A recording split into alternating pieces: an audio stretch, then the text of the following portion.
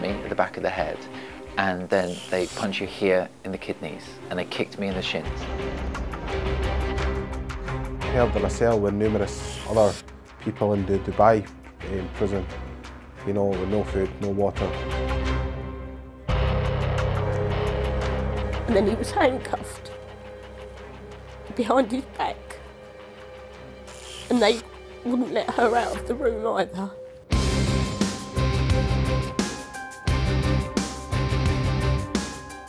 They also then essentially sexually abused me, raped, if you like.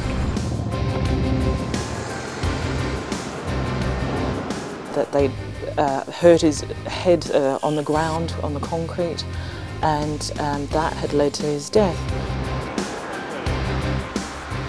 Many of these individuals, when they're finally released, they've been through such an appalling system of abuse. And I still don't know why they did it to me. I still don't know why.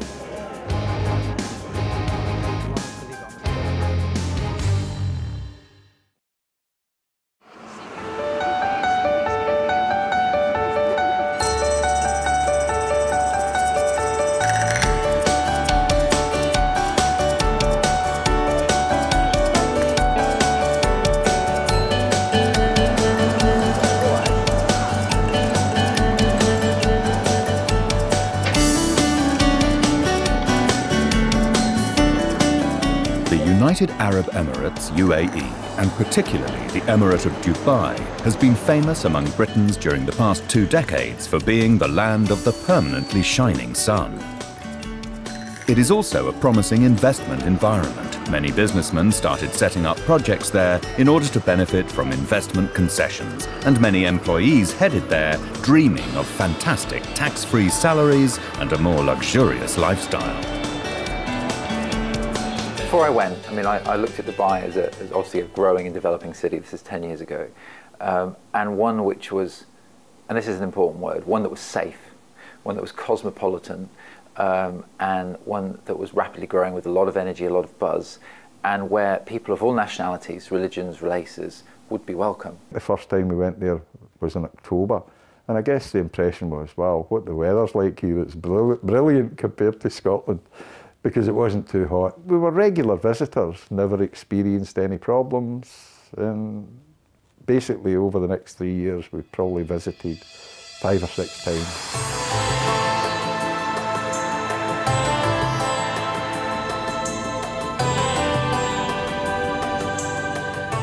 Before we went to Dubai, you know, it was sold to us on the TV, you know, the big lights, the lovely city, the culture, the wealth, you know, and obviously the sun, which was appealing to us.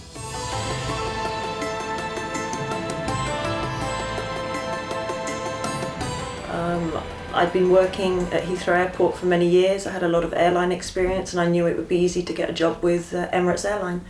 And I really wanted a change of scenery and some sun. So at the time, I personally just knew it was warm and sunny. اللي نحن اليوم نتمتع في أن نتنفس أكسجين في دولة الإمارات نقي بسعادة. الميثاق الوطني للسعادة والإيجابية يأكد التزام دولة الإمارات على موضوع السعادة والإيجابية أنها تكون أسلوب حياة وتكون الهدف الأسمى للعمل الحكومي. We have sought to unravel the UAE's secret as a state of happiness from a Western angle, far from its controversial role in countries such as Egypt, Yemen and Libya. We chose to investigate Britain, whose government's Arabic spokesman, Edwin Samuel, hails the Emirati model through his Twitter account.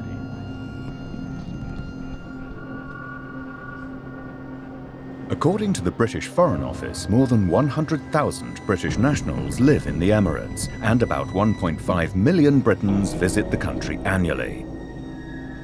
Initially, it would seem that these Britons receive VIP treatment as European citizens. However, we have been surprised to discover the contrary. الحكومة البريطانية تنظر إلى الإمارات ودبي وأيضا أبو ظبي كشريكة شريكة لتحديث السياسات والحكومات في العالم، والحكومة البريطانية تثق في هذا المشروع التحديث وهذه القمة اليوم. For many Britons, the Emirati dream became a hateful nightmare. There is no difference between an ordinary employee and a business person. Many found themselves subject to detention and interrogation by the authorities for various reasons. They endured treatment that can only be described as torture and a violation of their human rights. We travelled to different British cities in pursuit of the stories of these victims, from England in the south to Scotland in the north, and beyond Britain, from London, the capital, to the Swiss city of Geneva. We traced a large number of former and current prisoners of the UAE. Some of them left prison after incurring much suffering and being subjected to severe torture. Some are still held behind bars, and others have lost their lives. The UAE is marketed to foreign investors as a safe and exciting place to invest, and people are lured in with the excitement of wonderful projects and opportunities that might not be available in other countries.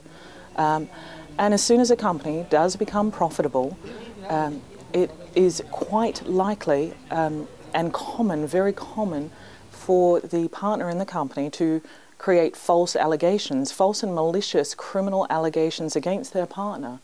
And some of these allegations have actually led to a conviction and sentencing of a business partner. Because in the UAE, evidence is not required to secure a conviction. Persuading Britons who suffered imprisonment and persecution in the UAE to talk to us was challenging. A wall of silence and confidentiality encapsulate these sorts of issues within British society, especially as many of the individuals we wanted to interview were undergoing therapy to recover from what they suffered. For this reason, we widened the search to include other countries, starting with a famous British person, David Haye, who we went to meet in the Swiss city of Geneva.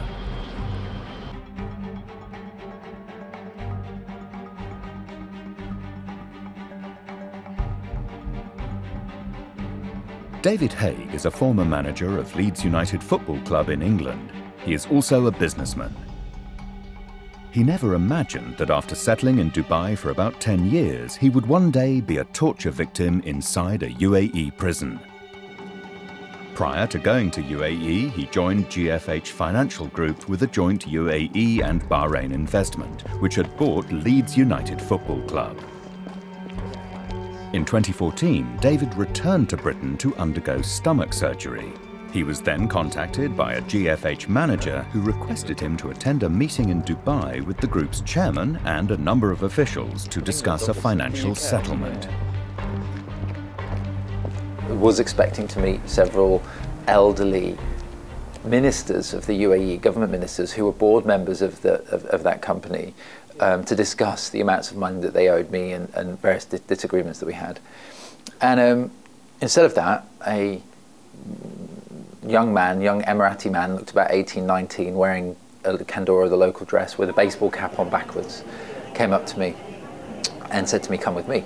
And at the time I looked at him and I thought, well, you're certainly not this 65, 70-year-old ex-Emirati Minister of Employment, so who are you?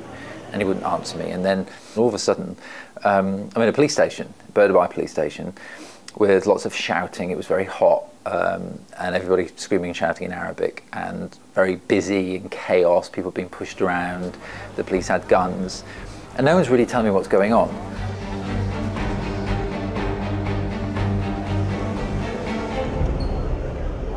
They punched me at the back of the head, and then they punch you here in the kidneys, and they kicked me in the shins. And they're all areas that you see that they do repeatedly to try and avoid bruising. And then they taser you. So one taser, I don't know if you've ever been tasered, but it's maybe if you've touched an electric fence, it's something like that, but worse. That's one. But if someone does it to you, you have 4 people doing it to you with separate tasers. That's it. it's like you're there, but you can't move, and the pain is excruciating. So you get tasered, you fall to the ground. After that episode, I was taken out again in the middle of the night. So I was taken out to the office that I mentioned right at the very beginning, where I saw the person punching their hand like that and pointing at me. And there were senior police and junior police in there. And again, I was basically told, why have you taken money from your employer? And of course I said, well, I didn't, you know, and you know, I don't know why I'm here, and you should just let me go, and etc. And again, they just start again punching you straight away and tasering you. And if you look very closely at my face, you'll see one of my cheekbones is higher than the other. They fractured my cheekbone from blows to the face. You can see this one is higher, and that all occurred there. They also then essentially sexually abused me, raped, if you like, which was horrific. It's very difficult to talk about that. And you know, I was covered in blood. I was on the floor. I was unconscious, and that particular episode, I think, went on probably for an hour and a half, 2 hours. All the while, they're trying to get me to confess, to say that I did something that I didn't do. As a barrister representing David Haye, who himself is a victim of torture during his period of incarceration in Dubai, I would evaluate his case on the evidence as being very strong. And that's for a number of different reasons. As David has said on a number of occasions, he suffered a number of physical injuries as a result of the torture that he suffered, and of course psychological trauma as a result of what he went through. And of course, not only do we have his evidence and also the supporting evidence in other cases, but there is also a body of medical evidence that we can use in the proceedings that relate to the rehabilitation that he had in terms of correcting the injuries, and also the period in which he was held in a psychiatric ward to deal with the psychological damage that was done to him. Well, that's a different world, that's a different Currently, culture, David works as a lawyer and a British businessman overseeing several internal and external investment projects. He remains actively engaged with a number of lawyers and human rights activists in a campaign aiming to prosecute the UAE in Britain and in many other countries. Today, he is addressing a press conference at the Swiss Press Club in the city of Geneva in an attempt to advocate for the creation of an organisation to help the victims of human rights violations in the UAE.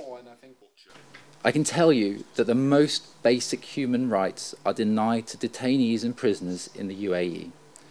After I was arrested, I was detained without charge or investigation for 15 months. And most of the physical abuse that I suffered occurred during this time. During my incarceration, I was denied the opportunity to see the evidence against me, either before or during the so-called trial.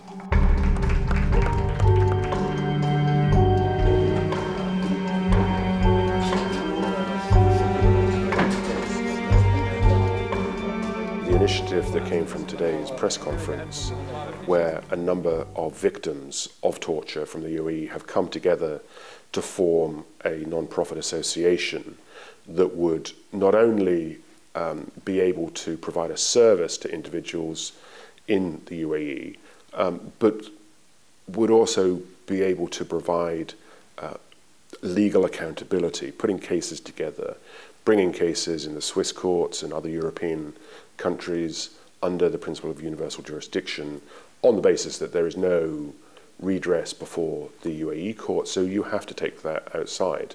And many of these individuals, when they're finally released, they've been through such an appalling system of abuse that it's probably not their first concern is to want to deal with lawyers and a legal process.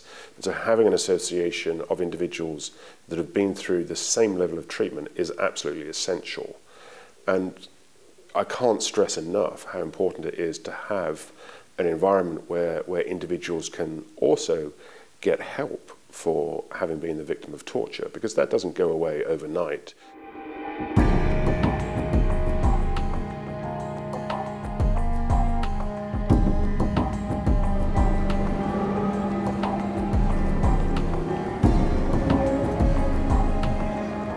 Retired businessman Gary Black and his daughter returned from the UAE after an exhausting humanitarian and legal crisis. His entire family was adversely affected by the problem. Not even his small granddaughter was spared. The situation occurred after his daughter obtained a job in the UAE's capital, Abu Dhabi. There, she befriended an Emirati young man who worked for a local security agency. As the relationship between them grew stronger, they got married and had a child. Gary moved with his wife to the Emirates to work and to be close to their daughter and new granddaughter. He entered into a commercial partnership with his son-in-law. However, according to Gary, when some family disagreements erupted, there was no legal and amicable way to resolve them due to the influence his son-in-law had within the policy and judiciary systems of the UAE. The abuse towards the child was probably one of absolute neglect. In all the times that I was ever through in his apartment, I never once saw him pick the child up. In terms of the abuse to my daughter, he was an extremely heavy drinker. Every day he drank alcohol to excess. And he would disappear and go to clubs in Abu Dhabi and with his friends. And it was clearly obvious that he wasn't being faithful to my daughter. I did business with many local Emiratis here in my line of business, in international logistics. And some I was very close to. I played golf with them and I asked their advice. I said, what can I do about this? And their advice was very clear. Nothing. Absolutely nothing. Under UAE law, a husband has a legal right to punish his wife. And I couldn't believe this. It's so totally against all of our principles. And I said, well, what is the solution? And they said, get her out. Come up with a plan. Get her out. That is your only solution.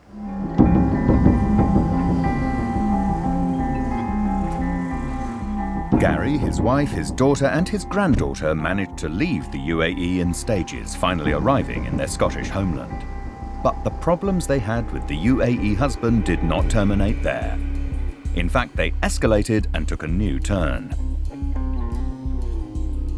He, in my view, colluded with his family. Despite the fact he knew exactly where my wife and I were, they pushed a case using his brother-in-law as the prosecutor, his uncle as the alleged forensic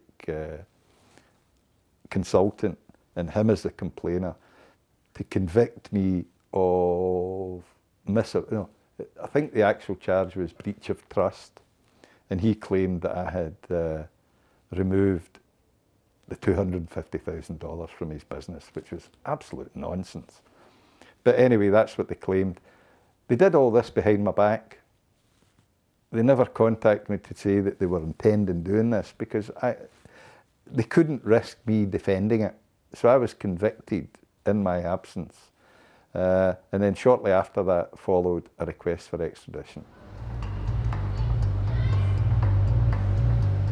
The British authorities received a request to extradite Gary Black so that he could appear before the Emirati judiciary.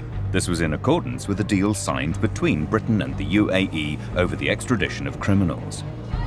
Gary's case was the first of its kind to be looked into by a Scottish court. Apart from some minor differences due to various legislations, the Scottish judiciary is part and parcel of the British judicial system. In court in the heart of the Scottish capital, Edinburgh, the judge ruled in about 50 pages to reject Black's extradition to the UAE. The ruling represented the first clear condemnation of the UAE judiciary system through British law, and acknowledged the existence of human rights violations and torture against detainees inside UAE prisons. This ruling is regarded as an important court document that talks in clear terms about what goes on inside the UAE. It is considered to be an unprecedented court document as it marks the first time that such a document was issued by the Scottish judiciary system concerning these practices. On the other hand, there are numerous transnational commercial disputes among partners of different nationalities. The higher the financial value of the project, the more inclined partners are usually towards stipulating in the contract that international commercial arbitration will be resorted to in order to resolve disputes. Multinational commercial disputes in the United Arab Emirates conclude in this way, whereby one of the partners just loses all of his investment. One of the difficulties with business arrangements in the United Arab Emirates, and where certain problems are caused, I mean, it's twofold really. First of all, there is a requirement to have a local partner, which quite often causes difficulties when there is a dispute. When your partner is an Emirati, they have the ability to use the courts, and they have the ability to influence the judicial process.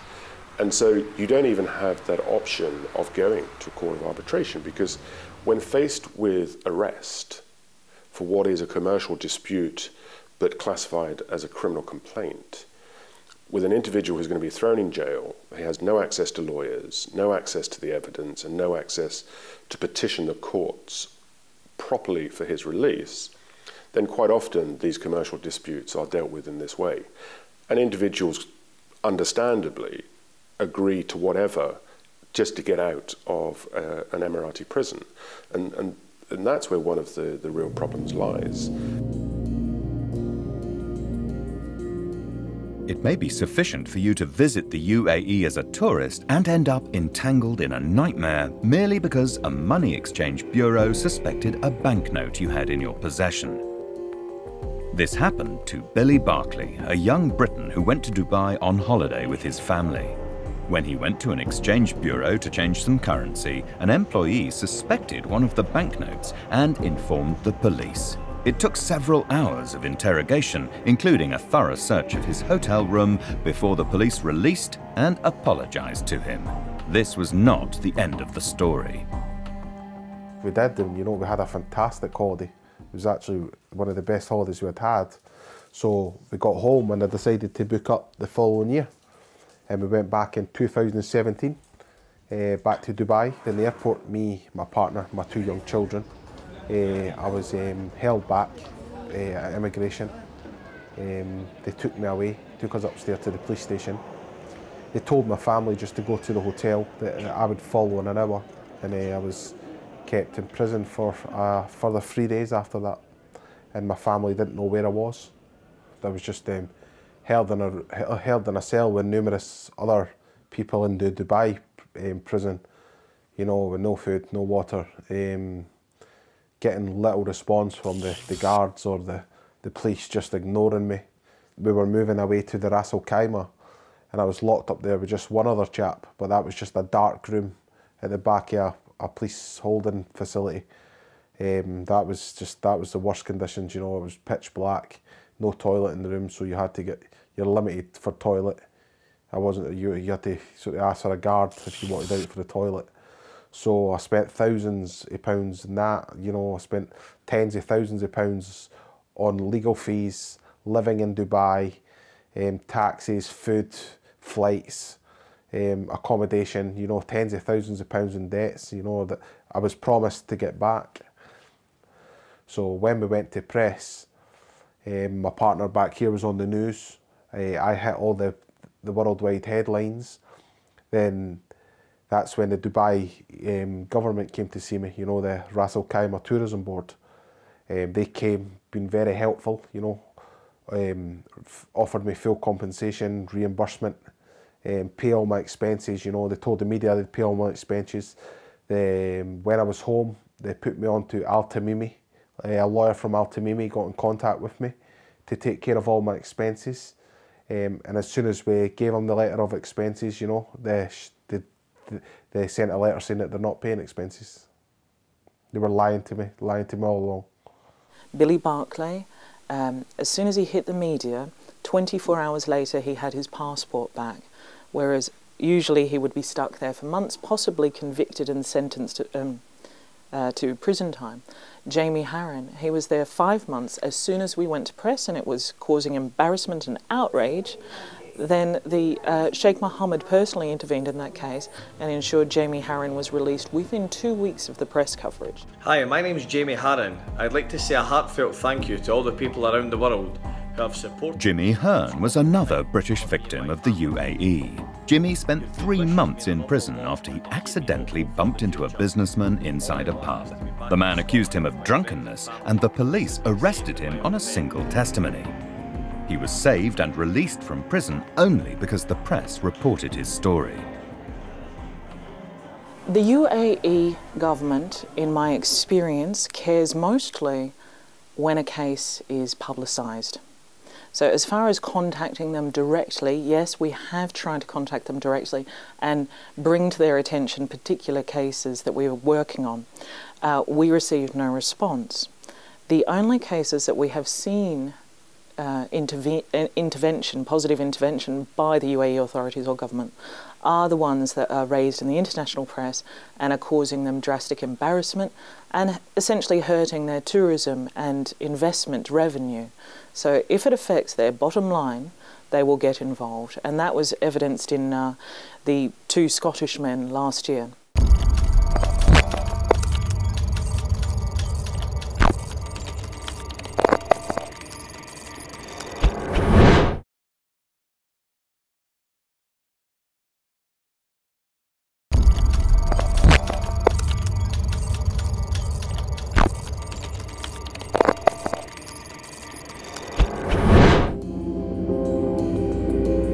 There was a time when Louisa Williams, known as Lola Lopez, was a celebrity in Dubai. She worked for a number of humanitarian causes, received several rewards, and was honoured by the UAE government.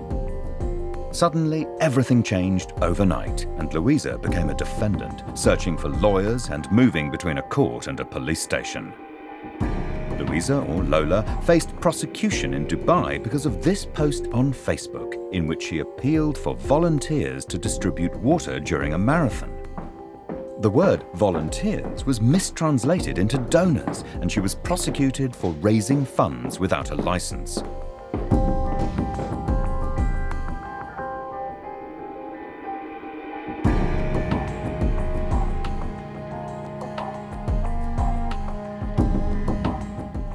There's no mention of any money in the English Post. But in the end, they found me guilty of federal misdemeanour under federal law number 9 that says you cannot use the internet to ask for money. Being forced to sign papers that I don't understand in threat of being thrown in prison permanently until my court hearing.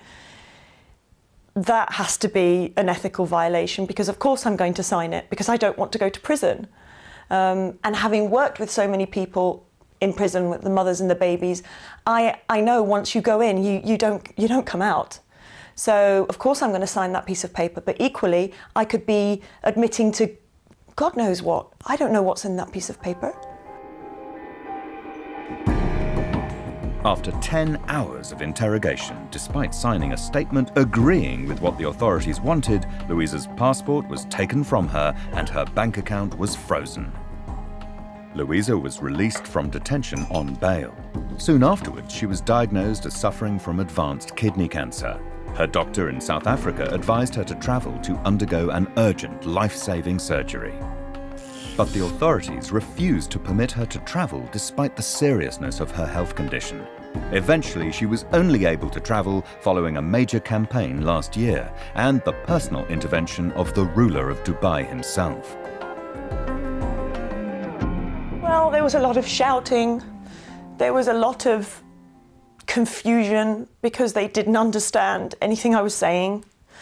There was no interpreter, be it from their side or mine. I did take somebody with me that was, when they called me to come to the to the police station, I did take someone with me, but they weren't allowed to assist. I did ask for a translator or to contact my embassy or for somebody official to be sent down. It was very frustrating because the smallest of explanations, the simplest of explanations I was trying to give to the questions I was being asked was not being understood. It wasn't pleasant. I've never been so terrified in my life, to be honest. Sorry. It was a horrible experience. After a series of court sessions and appeals, the UAE court insisted on using the wrong Arabic translation and found her guilty of the charge of fundraising, but cleared her of profiteering and fraud. The post says, if you'd like to volunteer your time, click and subscribe. The Arabic version says, if you'd like to donate your time, click and donate. And they said I was asking for money. But I wasn't asking for money. I was asking for people to subscribe their name to volunteer at an event. There's no mention of any money in the English Post.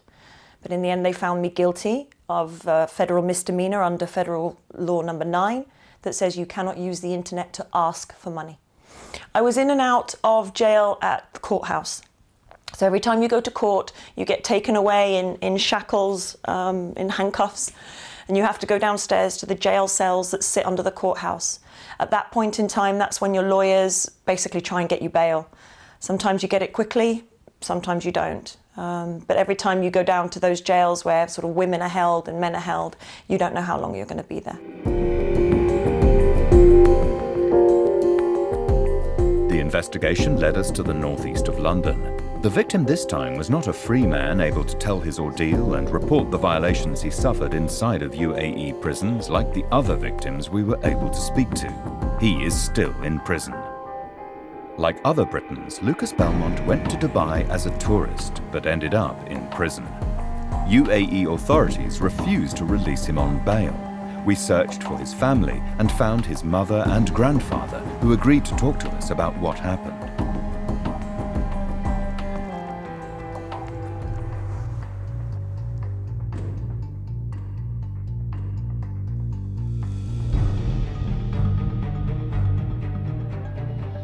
The release of Lucas Belmont, who was arrested in Dubai last December and has since been held inside an Emirati prison, is not all his family in London dreams of, as his family insists that charges against him were fabricated.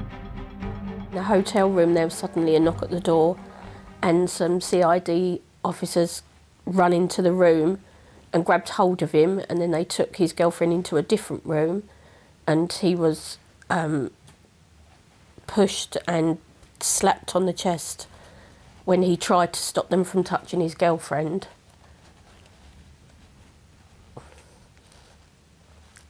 And then he was handcuffed behind his back, and they wouldn't let her out of the room either. And then they took him to the, after questioning him, saying, and they were speaking in Arabic, they would say something like, you've done this, just admit that you've done this or we're going to take her, where she's going to go to prison. And they kept on and on him, and someone was in a his girlfriend was in a different room. They wouldn't let her see him or him see her. Then they sort of arrested him. The hotel manager was in the room at the same time that she'd said, and then they took them to the police station.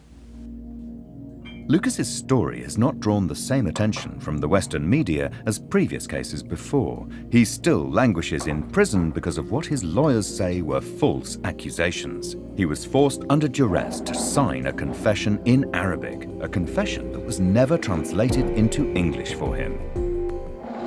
We don't know what's going to happen. We've been told so many different things. It's been that he was going to be released and they were waiting for the papers to sign. He would be told this, and then it would come, and then they would say, oh no, we need more time, and then they would say, no, they're not releasing him. There is no help offered in Dubai. There is no legal representation for him, and that they have been to visit just to make sure that he is in the capacity that he is safe. If they gave him bail, right, and said, look, he didn't kill anyone, he didn't destroy someone's building or anything. All that happened is it was a little problem when signing out the hotel. And so if he had been given bail and he was able to contact us in the UK, we could have helped deal with it because we'd known exactly what had happened, and that would have been fine. But no, they put him in jail. The suffering to which victims are subjected in UAE prisons is nothing compared to a plight of a different kind, the loss of one's life. This is what happened to Bradley Brown, a young Briton who went to Dubai on holiday in April 2011 and stayed at the well-known Burj Al Arab Hotel. Following an argument with one of the workers in the hotel, the police arrested him and detained him inside Al Burj police station, only for him to be found dead under suspicious circumstances. We tried to decipher his death. According to the UAE media, Dubai police claimed that he kept hitting his head against the wall until he died. But they changed their testimony following the post-mortem, which showed the cause of death to be suffocation while vomiting. The autopsy also showed that he had been taking hashish. I was telephoned by witnesses at the police station when he was killed.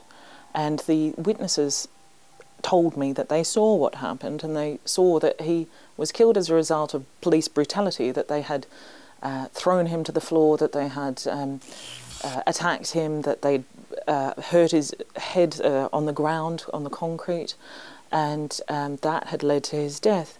Now, the UK wanted to investigate what happened in the UAE, and the UAE was not compliant or forthcoming with evidence that they claimed exonerated the police of any wrongdoing. And it is up to the UAE whether or not they want to produce to the UK government the evidence that they claim exonerates their policemen. They've declined to do so, and we can only draw our conclusions from their lack of cooperation and disclosure of vital evidence. Bradley Brown's body was repatriated to the UK. A coroner's report and autopsy was conducted. Now we're at the stage where we need a formal and full, thorough coroner's investigation. Now that takes time, and we're still waiting the results. This means that the case of Bradley Brown, the Briton killed inside a Dubai police station, is still open. It is up to British judicial and forensic medical investigation to establish exactly what happened and what caused the death of this tourist while in UAE police custody. What is it that makes a country like Britain look away and ignore what its citizens incur inside a country such as the United Arab Emirates? We put this question to an NGO that monitors military ties between Britain and the UAE. I think that Theresa May and her predecessors have always been happy to put the interest of big business ahead of human rights, and we see this time and again with arms sales to the Emirati regime, which have increased significantly and are worth hundreds of millions of pounds every year. And the reason for that is because it's seen as a cash cow, because it's seen as something which the UK can do, and something which the government wants to actively promote. And we have seen business interests being put ahead of human rights and being put ahead of democracy, whether that's in the United Arab Emirates or elsewhere in the region. But we're seeing an even closer relationship with the UAE specifically, and we're seeing all the stops being pulled out, especially as the UK prepares to leave the European Union. It feels like the government is trying to develop even closer links to the dictatorships in the Gulf.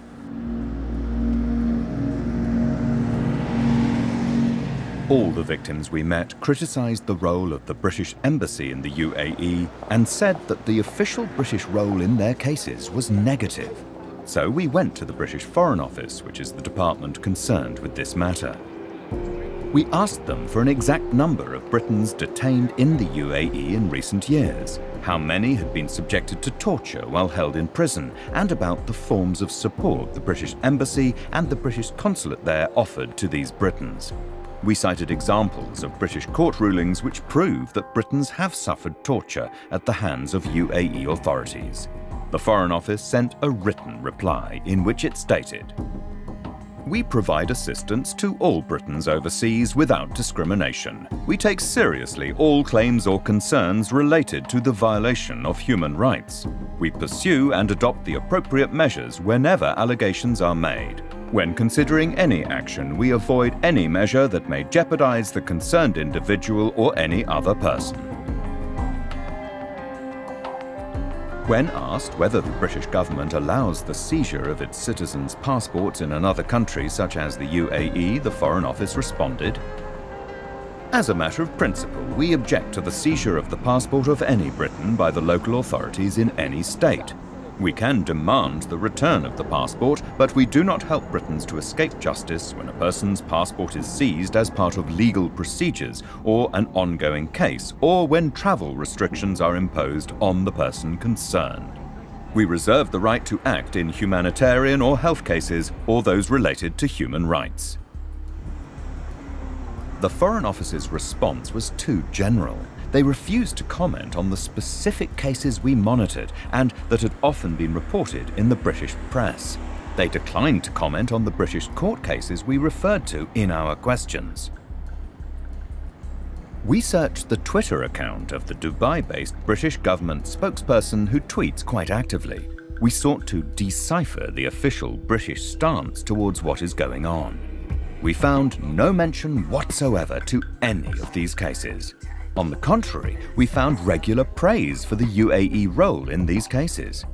This undoubtedly serves to confirm the accusations levelled by the victims at the British authorities that their cases have been neglected.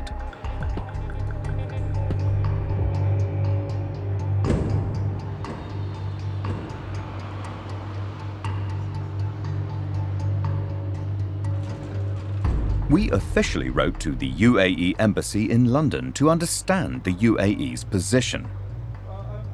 We said to them that as a media outlet, we would like to report the official viewpoint of the state regarding what all these victims had been saying.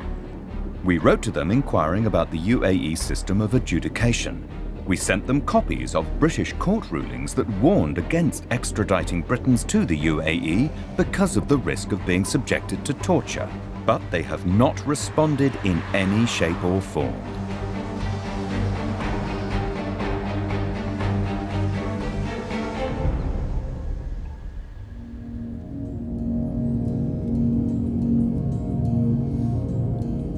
Many of the victims found no official support from the British or UAE authorities to enable them to exercise their right to redress the violations inflicted upon them.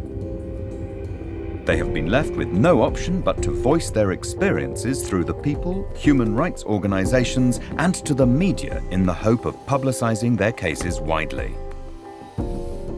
We accompanied some of the victims during one of their attempts to hand over letters to the UAE Embassy in London asking to meet with its officials.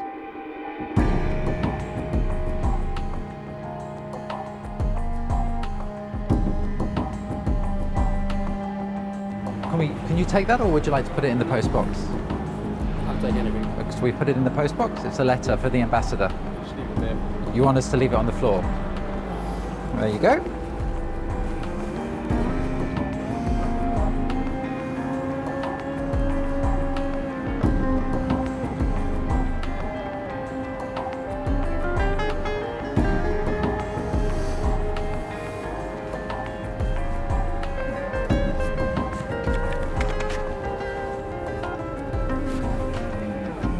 One of the reasons why we came here to the UAE Embassy today with other victims of abuse and other victims of injustice to deliver letters to the UAE, to ask for a meeting for them to discuss our cases but the cases of others. And as you saw, we were told to put the letters on the floor. They wouldn't even accept them. These are just a few examples of dozens and perhaps hundreds of Britons who have met the same fate, a plight that will be carved in their memory and the memories of many others.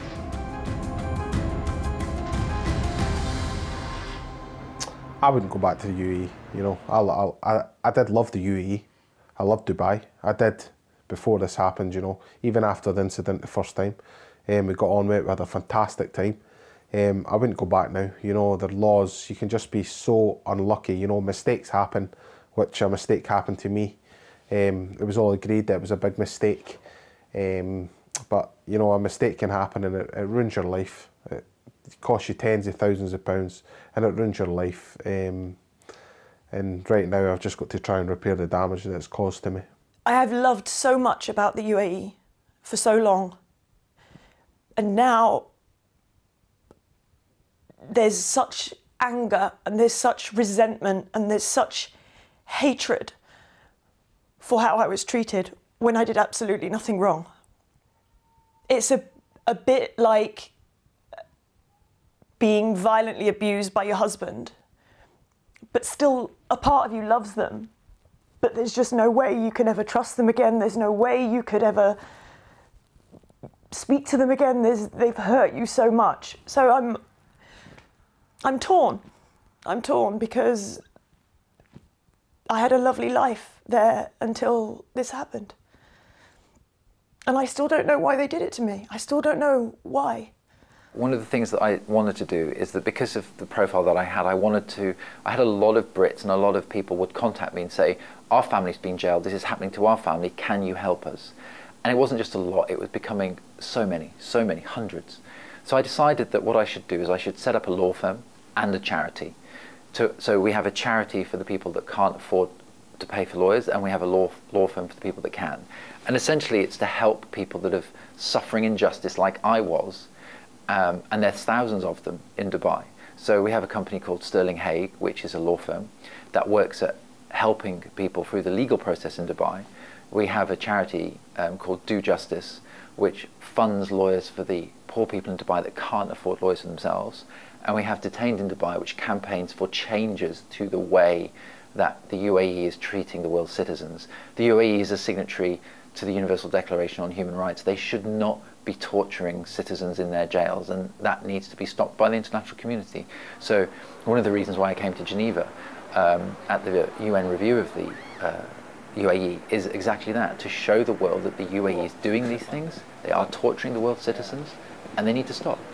I think that governments are aware of what the Emirati regime wants to happen, and unfortunately are listening to them. So much of the London skyline now is increasingly owned from the United Arab Emirates, and there's so much soft power, there's so many visits that take place, there's so much mutual back scratching, and I think so much of it is because the relationship has become one which is mutually beneficial to both governments, but not to the people of the United Arab Emirates who are living under a torturous dictatorship. Britain is linked to the UAE through a close diplomatic and commercial relationship. This relationship has suffered no tension whatsoever as a result of the increased number of Britons who are subjected to false cases against them due to commercial or personal disputes. A question mark hovers over the official British position and renders it suspect. Many human rights organisations raise this issue openly when they criticise the British authorities' silence towards what British nationals face in the UAE from time to time. Human Rights Watch published exclusive information obtained by virtue of the British Freedom of Information Act outlining the plight of 34 British nationals who complained to UK officials about torture or mistreatment at the hands of UAE authorities between 2010 and 2015. This is just one view of one of the faces of the state of happiness. It portrays the manner in which the nationals of a friendly and an allied country, such as Britain, are treated.